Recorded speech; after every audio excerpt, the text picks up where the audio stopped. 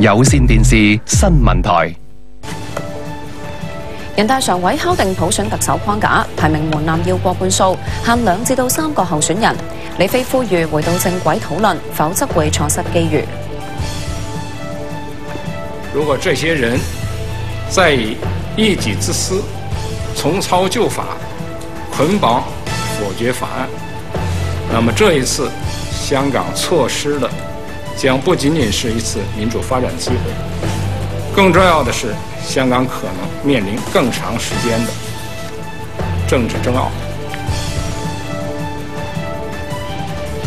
李飛晚上抵港，準備聽日向各界解釋政改決定。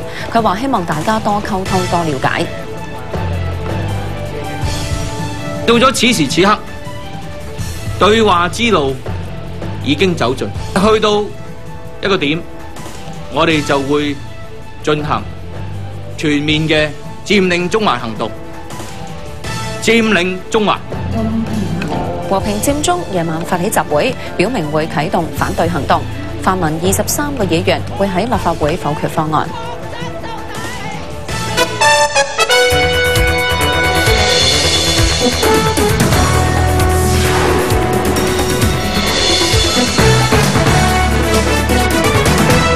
各位歡迎收睇午夜最前線，我係曾美華。香港普選行政長官嘅框架由全國人大常委會敲定，設下3道閘。特首提名門檻要過半數，候選人限喺2至3個。提委會組成要按照選委會。全國人大常委會副秘書長李飛呼籲各方理性討論，否則錯失發展機遇，係唔可能重新再嚟。和平佔中同泛民等團體對人大常委嘅決定表示失望，話會全面抗爭。泛民就表明23個議員都會否決政改方案。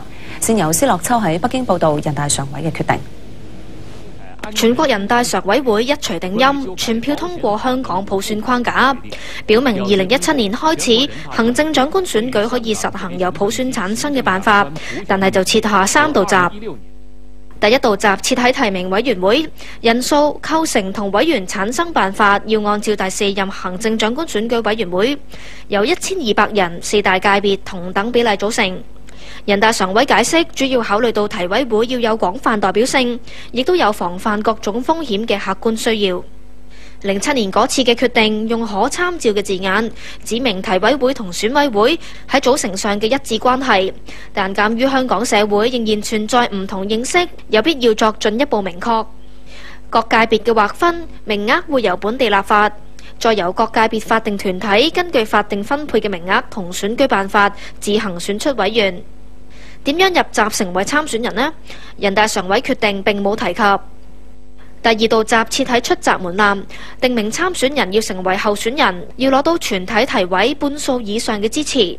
咁樣做係為咗體現提委會集體意志，少數服從多數，亦都能夠兼顧各階層利益，體現均衡參與。第3道閘設喺候選人數目，提委會要按民主程序提名產生2至3名候選人。換句話講，就算有4個人攞到半數提委支持，都只會得3個人出到閘。由全港合資格選民選出行政長官，再由中央政府任命。但當選門檻白票點樣處理就冇提到。人大常委解釋，候選人限喺2至3個，係要確保有真正競爭，選民有真正選擇，又可以避免人數過多，令選舉程序複雜、成本高昂。同時考慮到之前嘅特首選舉候選人數都差唔多，如果普選辦法未能夠經法定程序通過，就會沿用上一屆嘅產生辦法。至於立法會選舉，因為上一屆已經作較大變動，向擴大民主嘅方向邁出咗重要大步伐。人大常委認為2016年嘅立法會選舉無需作出修改。喺行政長官由普選產生之後，香港特別行政區嘅立法會選舉可以實行全部議員由普選產生。人大常委會嘅決定亦都指出，穩步推進2017年普選特首係中央一貫嘅立場，希望特區政府同社會各界依照基本法同今次決定嘅規定，共同努力達至普選嘅目標。有線電視記者施樂秋喺北京報導。至於李飛喺人大常委會通過決定之後見記者，話如果立法會反對派議員集體捆綁否決方案，香港可能面臨更長時間嘅政治爭拗。黃曉瑩喺北京報導。全國人大常委會通過決定之後，罕有召開記者會，副秘書長李飛話希望討論重回正軌。佢話香港能唔能夠落實普選，其中一個關鍵係立法會能唔能夠通過。如果跟2005年嘅時候一樣，反對派議員集體捆綁否決方案，最終只會原地踏步。如果這些人再以一己之私，重操舊法，捆綁否決法案，那麼這一次香港錯失的將不僅僅是一次民主發展機會，更重要的是香港可能面臨更長時間的政治爭拗，香港可能因此而錯失發展的機遇，是不可能重新再來的。李飛喺人大常委會會議上話，回歸以嚟，香港有少數人對一國兩制缺乏正確認識，唔遵守基本法，亦都唔認同中央對香港嘅管治權。人大常委會又指出，有少數人提出違反基本法嘅主張，煽動違法活動，損害香港嘅法治同利益，中央高關注，有必要就住一啲核心問題出規定。又話行政長官要愛國愛港，既要對特區負責，亦都要對中央政府負責，係一國兩制嘅基本要求，係維護國家主權、安全同發展利益嘅客觀需要。如果香港的行政長官與中央對抗，不愛國愛港，那麼大家可以想想，那麼在一國之下的兩制就行不通，一國兩制方針就要告吹。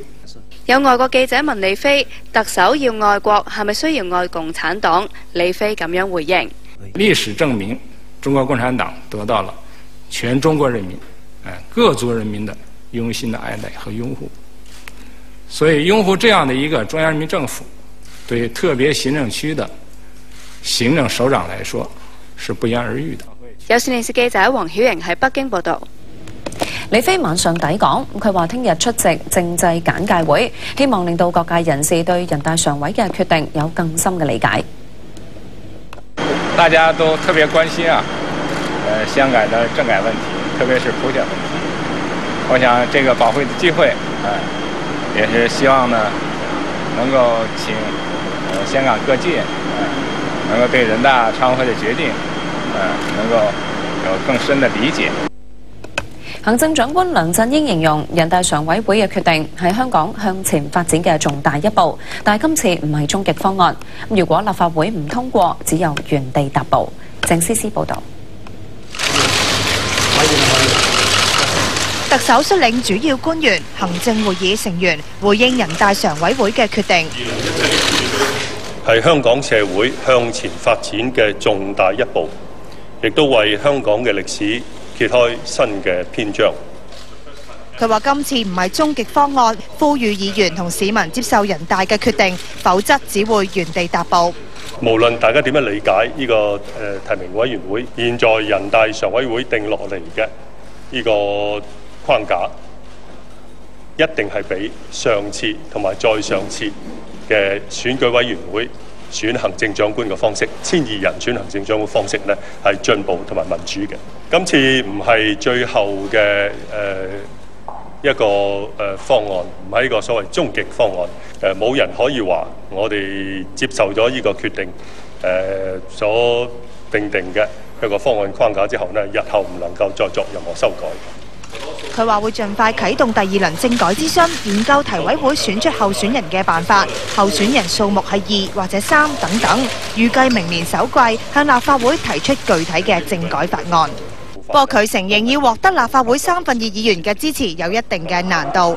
有線電視記者鄭思思報導。泛民表示，23個議員一定會否決政府提交嘅政改方案。佔領中環發起人戴耀廷就話：對話之路已經走盡，佔中必會發生。黃佩婷報導。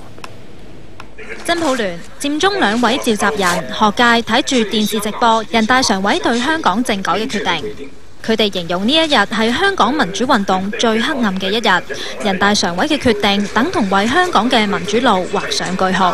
到咗此時此刻，對話之路已經走盡。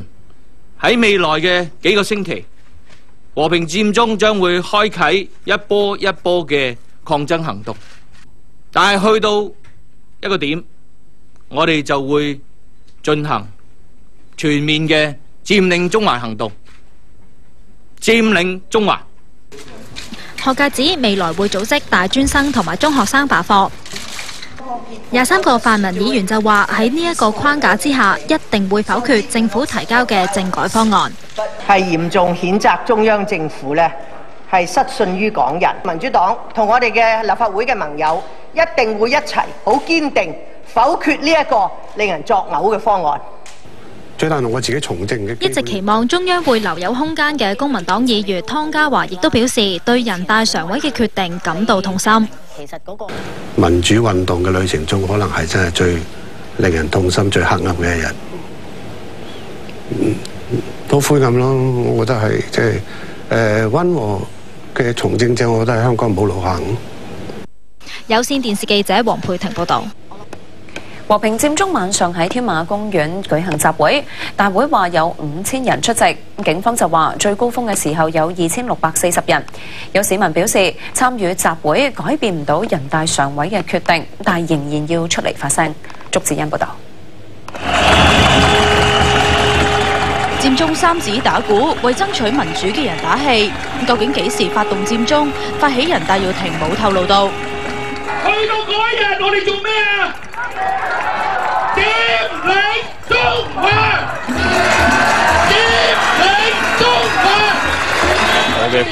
我父母嘅父母爭取咗咁耐，原來到最後係一個謊言嘅時候，我會覺得呢一刻，就算我哋咩都做唔到，我哋話俾中央政府聽，我哋唔接受。作為一個公民，其實本身係唔應該犯法嘅，但係如果法律以至到係一啲嘅政治嘅政策係對於我哋嘅利益係完全係打算有一個侵犯嘅話，我哋作為公民係必須有一個嘅抗命嘅精神。迎着冷眼與嘲笑，從沒有放棄過心中的理想。集會人士以手機代替燭光，做出一片光海。有所失的感覺，不知不覺已變淡，心裏愛。成個集會無論係學聯秘書長周永康，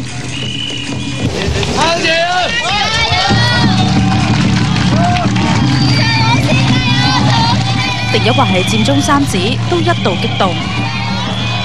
集會大約2個鐘頭之後結束。你哋必須要和平非暴力，唔好同警察衝突。希望大家平平安安咁樣翻去。有線電視記者祝士欣報道。小心！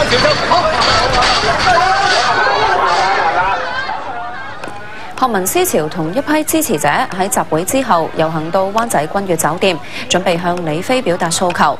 佢哋指警方設嘅示威區太遠，一度同警員推撞。警方就設置4層人牆，防止示威者衝過馬路。立法會議員梁國雄亦都有到場聲援。示威者指人大常委會嘅決定唔可以代表佢哋，反對人大落閘。警方呼籲集會人士和平理性表達意見，並表示會繼續同有關嘅人士保持聯繫，作出妥善嘅人流管制安排。各位而家先休息一陣，翻嚟。